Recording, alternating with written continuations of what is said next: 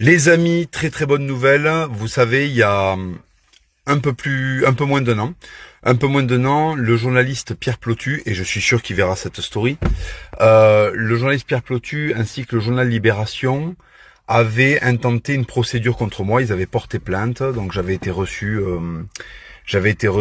par la BRDP, hein, encore une fois, la famille, dédicace. Et bon, on avait beaucoup rigolé pendant ma déposition. C'est vrai que c'est pas tous les jours qu'on a un spectacle aussi clownesque, donc voilà, on a bien rigolé. On s'est foutu un peu de la gueule de Plotu. Bon, ils sont restés corrects, ils ont fait leur boulot quand même. Voilà, tout ça pour vous dire que Plotu a été débouté. Libération et Plotu ont été déboutés. C'est-à-dire qu'en fait, ils avaient porté plainte pour gna gna gna, menace de mort.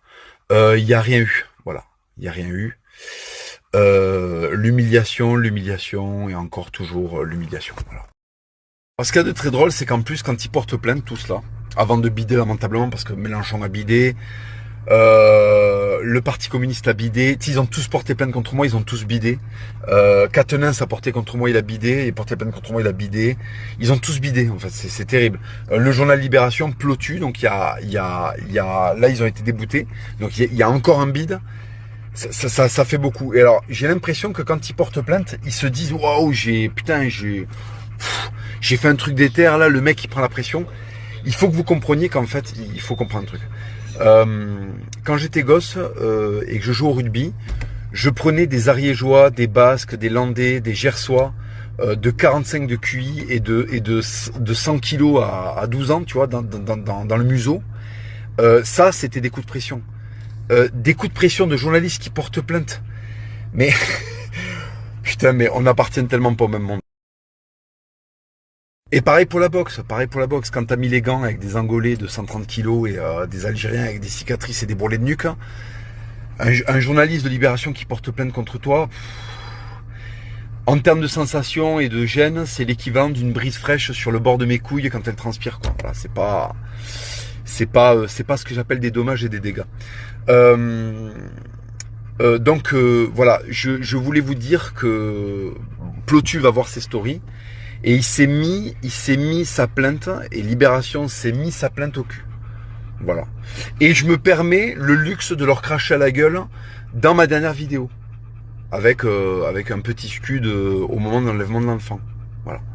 Donc si vous voulez, il faut vous changer de stratégie. Arrêtez là avec vos trucs de je porte plainte. Ça sert à rien, ça fait rire tout le monde, vous ridiculisez. Passez à des trucs plus déter.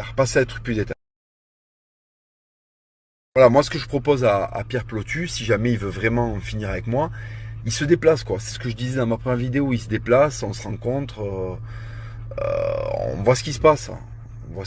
Voilà. Il peut même venir avec l'intégralité. Voilà ce qu'on fait, voilà ce que je vous propose. Pierre Plotu, il amène toute la direction de Libération. Et moi j'amène Antoine Delagozie et Pierre Mercadal. J'amène que 3 personnes. On se met dans un gymnase, protège-dents, gants, et on règle tout ça une bonne fois pour toutes. Voilà. Allez, j'amène Maximus aussi. Non, j'amène pas Maximus, non, sinon c'est trop déséquilibré. Non, toute la rédaction de Libération contre Antoine Delagozie, Pierre Mercadal et moi. Et Jean Lassalle. Allez, on met Jean Lassalle dans la boucle. Qu'est-ce qui se passe? Attention, hein, je vais porter plainte. Hein, il va être reçu par la BRDP. Ça rigole pas, hein, ça rigole pas. Mais moi, je suis issu du monde réel, les amis. Je suis issu du monde réel. Vous comprenez pas. Je raille de toute la journée dans des champs de caillasses et de grosses vignes, quoi. Tu comprends ce que je veux dire, Pierre Plotu? Toi, tu évolues dans un arrondissement, gros. T'évolues dans un arrondissement. Et l'arrondissement, il n'y a pas que dans la rue qu'il est l'arrondissement, à mon avis. Je pense que tu t'es bien fait arrondir comme il faut, là où il faut, quoi. Enfin bref, arrêtez avec vos trucs de... Et je vais porter plainte, c'est comme le maire de Montjoie, là, cette grande folle. Là. Oui, je porte plainte, mais gros, tu sais très bien que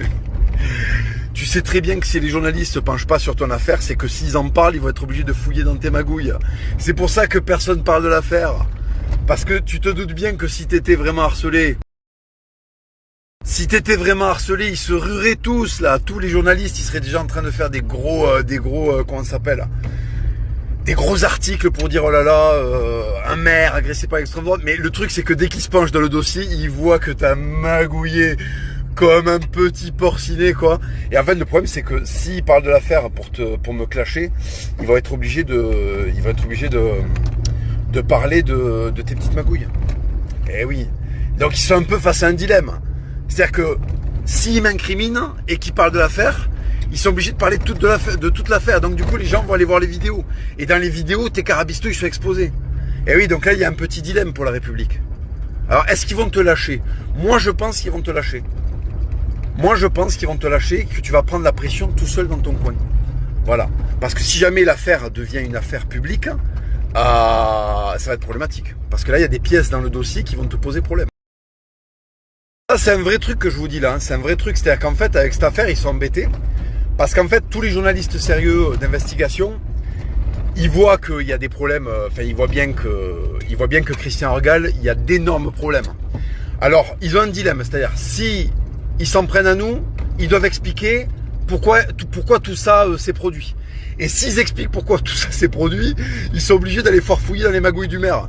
Donc c'est pour ça que après la vidéo 1, il faut que vous sachiez un truc aussi, c'est qu'après la vidéo 1, le maire n'a pas porté plainte pour diffamation.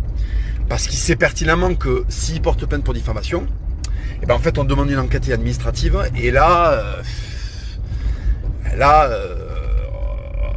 le procureur il va tomber sur des trucs sales. Donc c'est ça qui est très drôle. Donc le mec est complètement isolé en fait. Complètement isolé, même si l'État sait pas trop comment faire avec lui, il est complètement isolé en fait.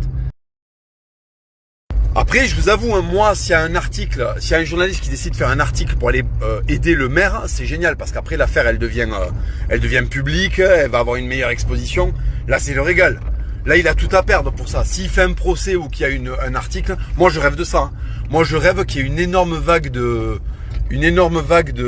comment ça s'appelle, d'articles et de journalistes qui viennent à son chevet.